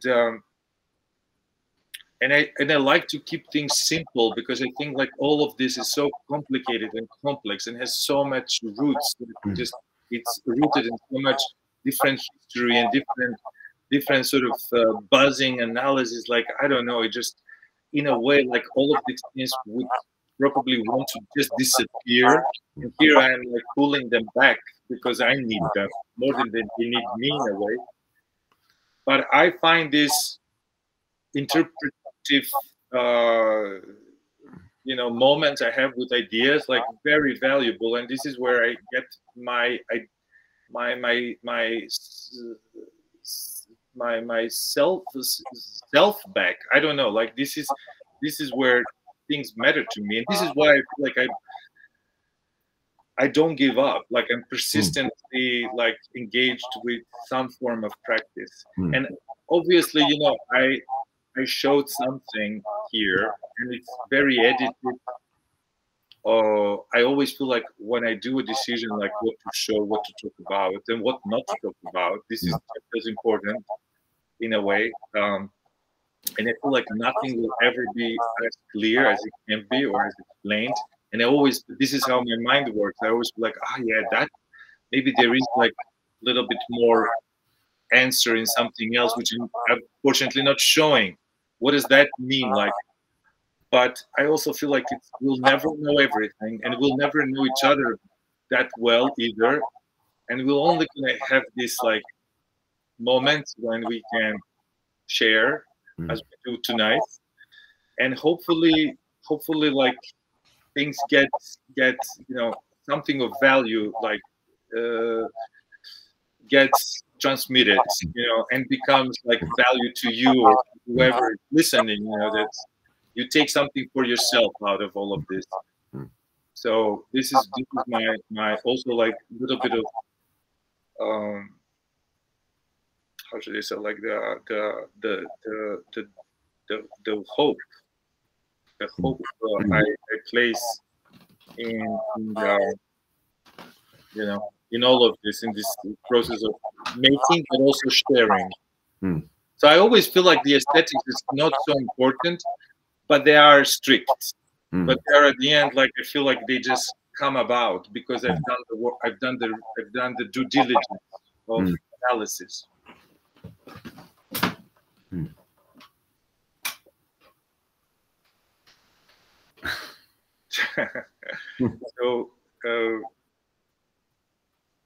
So they are, I think, in fact, they are the supportive structures because they are. They have their own identity. I've seen them also without anything, and this is why maybe these associative objects are important to me, because they have nothing on them apart from maybe a gesture of pinching or twisting. And sometimes I also feel like I have success with this work in a way that I'd like, for example, like the more archival or this richer projects like installations, they set the stage for the things which are very loose and escaping these tragedies, you know, because I feel like it has to be like part of this hope. It's that there is things which with no connection to also archives, or they have found a way out from me onward. So this is very interesting. This is where I also get super excited when I do something like so new and just makes everything like makes everything somehow be reasonably, how should I say, like reasonably like proposed as resolved, you know, because I feel like when you work with archives, you don't resolve, you don't try to resolve anything, you just try to provoke further process. And sometimes it's necessary to have like adjunct to that and something that does feel resolved. And it could be modest, but it still needs to feel like it's, you know, it's a way forward in terms of making matter again, or something like this. Yeah.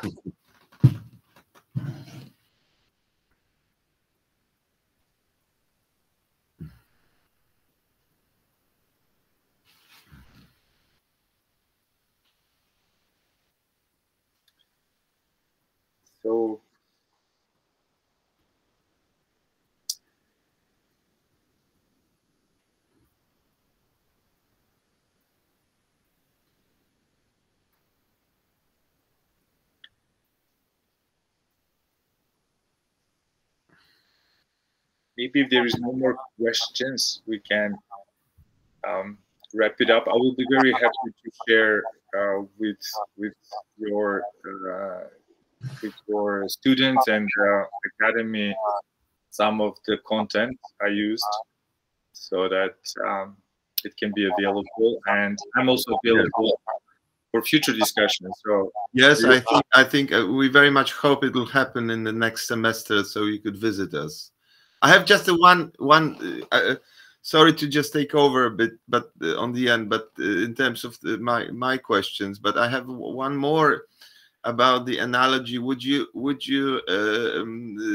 see the reference between the way how you structure your work and this cinematic architecture by Schöning manifesto, in terms of the practice that I would say has overturned completely recently? Because speaking of, you know, this futuristic idea of the architecture which plays the role as a kind of a canvas for the projection, I think we're living in this incredible visual overturn, when in fact we all augmented by information and visual information to the extent that we still need to support structures, but they do not maybe need to serve as a projection spaces in a direct way.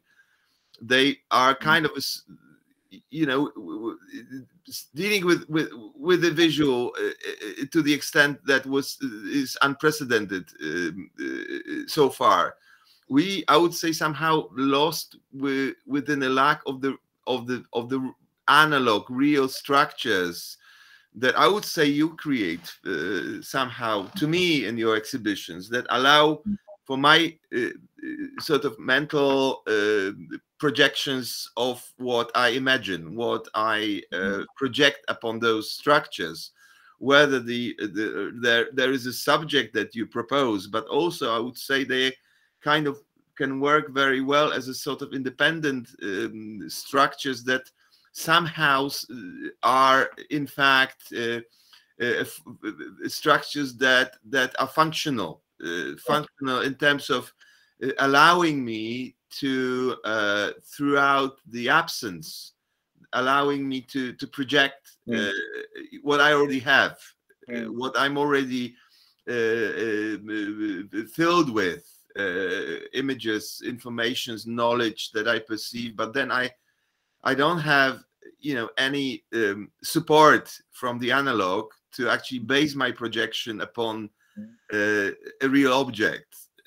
And I think that there is something very intriguing in your works that, to me, it is a sort of approach to the physical objects in terms of its metaphorical functionality, that you are allowing me to use your object as a support for what I already know, but I just don't have any you know, base unless I'm encountering your work, and then I have the chance to, you know, to basically get familiar with my own reflections, because otherwise I'll be completely lost with the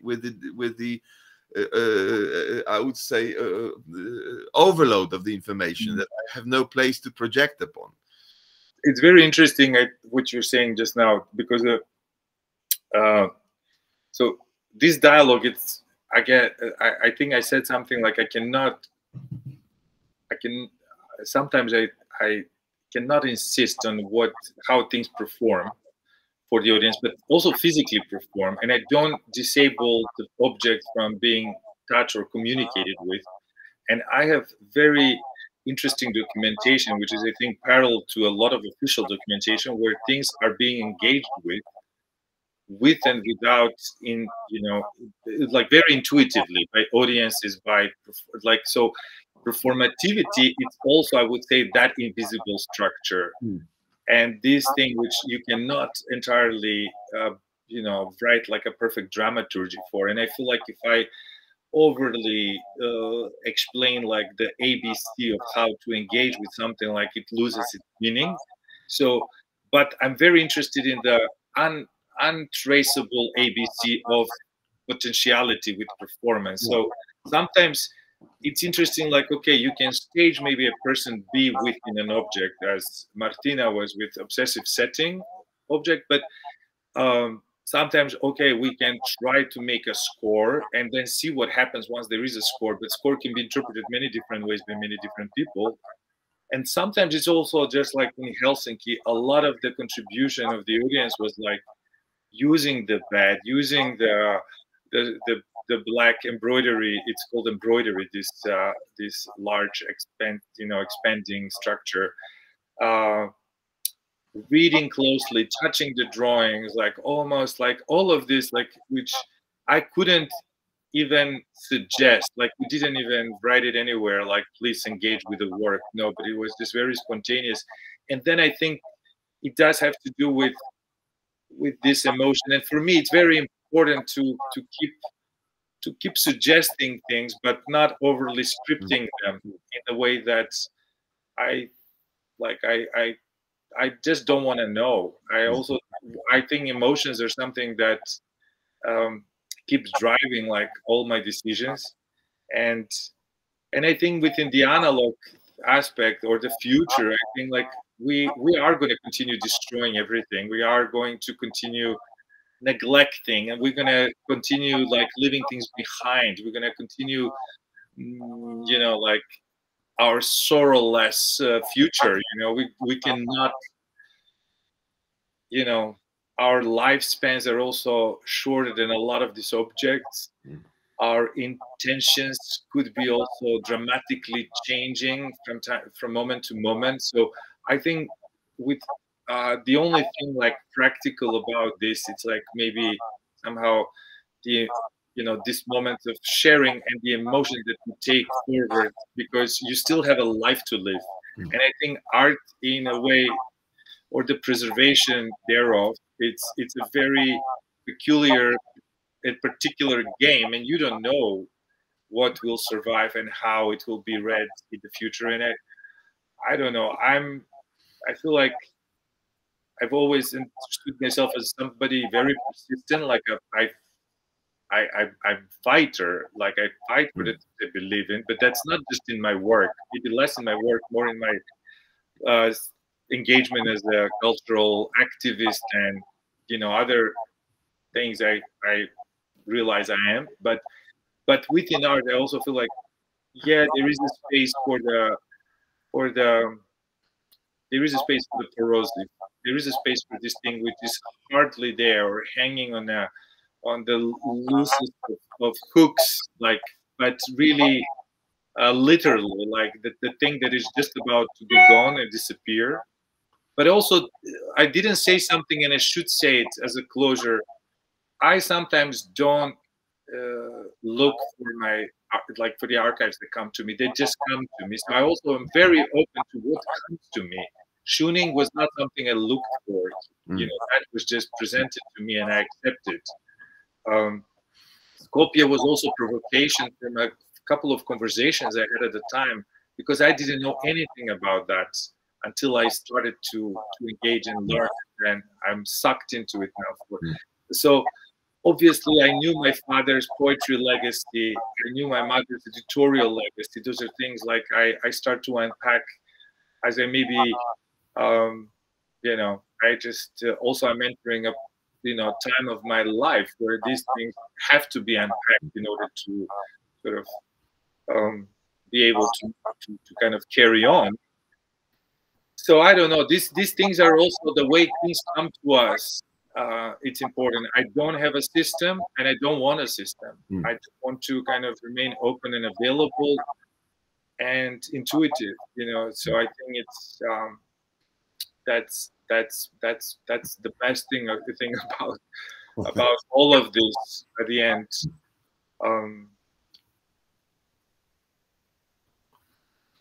Thank you. Thank you. I think this is a wonderful conclusion for the whole meeting. Yeah, thank you so much again for inviting me, for listening to me. This is a privilege, and I don't take it lightly. So I really I appreciate the situation we created and your questions, Dominik. Thank you so much. Yane, thank you that you and your talk happened to us, as you said. It's been a great pleasure to have you here. Thank you so much.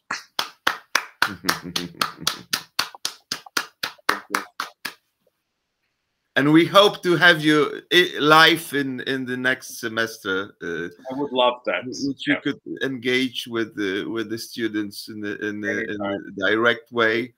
And of course, if any of you would like to have any question to Yane, I can contact you with Yane, and so we could continue on a more direct basis. So thank you again. Thank you so much, Dominik, and happy holidays to everybody. Yes, happy holidays, and it was already a nice present. So thank you so much. Thank you. Ciao. Bye-bye. Ciao. Great. Thank you.